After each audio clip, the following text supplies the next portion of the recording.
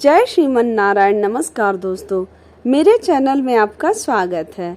आज मैं आप लोगों को चैत्र मास कृष्ण पक्ष की एकादशी यानी कि पाप मोचनी एकादशी की व्रत कथा सुनाने जा रही हूँ, इसलिए आप लोग मेरे वीडियो में अंत तक बने रहें, वीडियो को स्किप न करें। और जो लोग मेरे चैनल पे नए हैं उनसे मेरी विनती है कि चैनल को सब्सक्राइब कर लें और बेल आइकन प्रेस करना न भूलें। कथा को ध्यान पूर्वक श्रवण करें। जय श्रीमन नारायण। अर्जुन ने भगवान श्री कृष्ण से कहा, हे मधुसूदन, आपने फाल्गुन मास के शुक्ल पक्ष की एकादशी अर्थात अमल की एकादशी के बारे में विस्तार पूर्वक बतलाया। चैत्र माह के कृष्ण पक्ष में आने वाली एकादशी का क्या नाम है तथा उसकी विधि क्या है, कृपा करके आप मेरी बढ़ती हुई जिज्ञासा को शांत करें। भगवान श्री कृष्ण ने कहा, हे अर्जुन, चैत्र मास के कृष्ण पक्ष की एकादशी को पाप मोचनी एकादशी के नाम से जाना जाता है। एक बार की बात है, पृथ्वीपति राजा मंधाता ने लोमश ऋषि से यही प्रश्न किया था जो तुमने मुझसे किया है। अतः जो कुछ भी ऋषि लोमस ने राजा मंधाता को बतलाया वही मैं तुमसे कह रहा हूँ। राजा मंधाता ने धर्म के गुहातम रहस्यों के ज्ञाता महर्षि लोमस से पूछा, हे ऋषि श्रेष्ठ, मनुष्य के पापों का मोचन किस प्रकार संभव है? कृपा कर कोई ऐसा सरल उपाय बताएं जिससे सभी को सहज ही पापों से छुटकारा मिल जाए। महर्षि लोमस ने कहा, हे नृपति, चैत्र मास के कृष्ण पक्ष की एकादशी का नाम पाप मोचनी एकादशी है। उसके व्रत के प्रभाव से मनुष्यों के अनेक पाप नष्ट हो जाते हैं।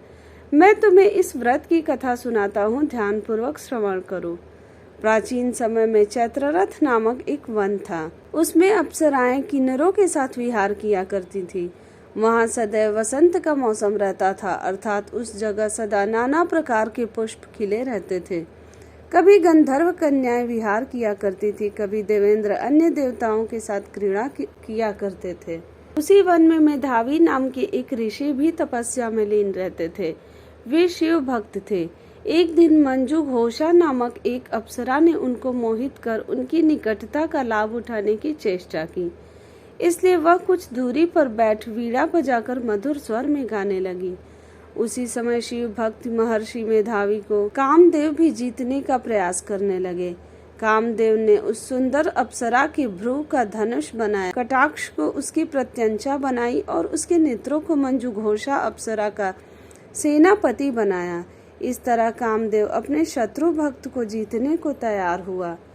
उस समय महर्षि मेधावी भी युवावस्था में थे और काफी हृष्ट पुष्ट थे। उन्होंने यज्ञोपवीत तथा दंड धारण कर रखा था। वे दूसरे कामदेव के समान प्रतीत हो रहे थे। उस मुनि को देखकर कामदेव के वश में हुई मंजू घोषा ने धीरे धीरे मधुर वीणा से वीणा पर गायन शुरू किया तो महर्षि मेधावी भी मंजू घोषा के मधुर गाने पर तथा उसके सौंदर्य पर मोहित हो गए। वह अप्सरा मेधावी मुनि को कामदेव से पीड़ित जानकर उनसे आलिंगन करने लगी।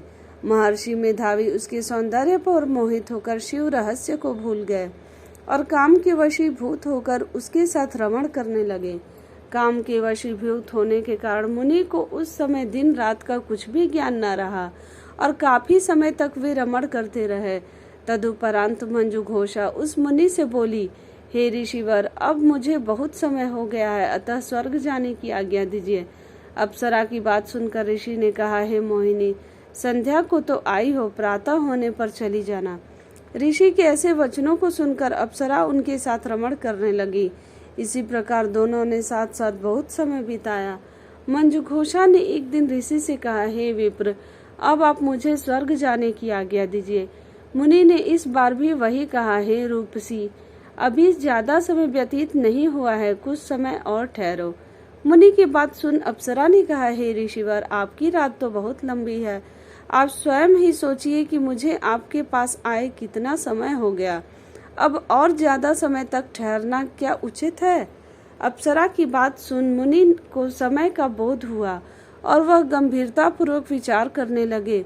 जब उन्हें समय का ज्ञान हुआ तो उन्हें रमण करते हुए 57 मतलब 57 वर्ष व्यतीत हो चुके। तो उस अप्सरा को वह काल का रूप समझने लगे। इतना ज्यादा समय भोग विलास में व्यर्थ चला जाने पर उन्हें बड़ा क्रोध आया। अब वह भयंकर क्रोध में जलते हुए उस तप नाश करने वाली अप्सरा की तरफ भ्रिकुटी तानकर देखने लगे। क्रोध से उनके अधर कांपने लगे और इंद्रियां बेकाबू होने लगी। क्रोध से थरथराते स्वर में मुनि ने उस अप्सरा से कहा, मेरे तप को नष्ट करने वाली दुष्टा, तू महापापिन और बहुत ही दुराचारिणी है। तुझ पर धिक्कार है। अब तू मेरे श्राप से पिशाचिनी बन जा। मुनि के क्रोध युक्त शाप से वह अप्सरा पिशाचिनी बन गई। यह देख वह व्यथित होकर बोली, हे ऋषिवर, अब मुझ पर क्रोध त्याग कर प्रसन्न होइए और कृपा करके बताइए कि इस शाप का निवारण किस प्रकार होगा। विद्वानों ने कहा है, साधुओं की संगत अच्छा फल देने वाली होती है और आपके साथ तो मेरे बहुत वर्ष व्यतीत हुए हैं। अतः अब आप मुझ पर प्रसन्न हो जाइए, अन्यथा लोग कहेंगे कि एक पुण्य आत्मा के साथ रहने पर मंजू घोषा को पिशाचिनी बनना पड़ा। मंजू घोषा की बात सुनकर मुनि को अपने क्रोध पर अत्यंत ग्लानि हुई, साथ ही अपनी अपकीर्ति का भय भी हुआ। अतः पिशाचिनी बनी मंजू घोषा से मुनि ने कहा, तूने मेरा बड़ा बुरा किया है, किंतु फिर भी मैं तुझे इस श्राप से मुक्ति का उपाय बतलाता हूँ। चैत्र मास के कृष्ण पक्ष की जो एकादशी है उसका नाम पाप मोचनी है। उस एकादशी का उपवास करने से तेरी पिशाचिनी की देह से मुक्ति हो जाएगी। ऐसा कहकर मुनि ने उसको व्रत का सब विधान समझा दिया।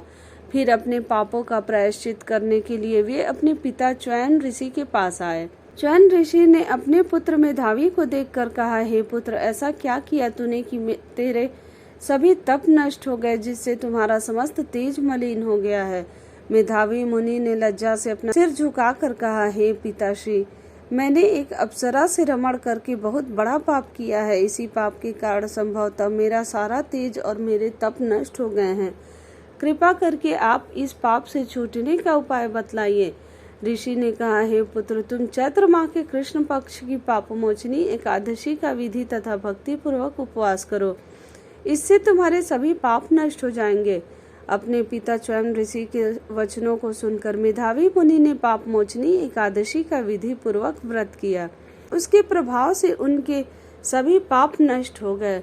मंजू घोषा अप्सरा भी पाप मोचनी एकादशी का उपवास करने से पिशाचिनी की देह से छूट गई और पुनः अपना सुंदर रूप धारण कर स्वर्गलोक चली गई। लोमश मुनि ने कहा, हे राजन, इस पाप मोचनी एकादशी के प्रभाव से समस्त पाप नष्ट हो जाते हैं। इस एकादशी की कथा के श्रवण व पठन से 1000 गौ दान करने का फल प्राप्त होता है। इस उपवास के करने से ब्रह्म हत्या करने वाले, स्वर्ण चुराने वाले, मद्यपान करने वाले, अगम्यागमन करने वाले आदि भयंकर पाप भी नष्ट हो जाते हैं और अंत में स्वर्ग लोक की प्राप्ति होती है। बोलो जय श्रीमन नारायण। अगर आपको मेरी यह कथा अच्छी लगी हो तो मेरे वीडियो को लाइक शेयर जरूर करें, चैनल को सब्सक्राइब कर लें और कमेंट में जय श्रीमन नारायण जरूर लिखें।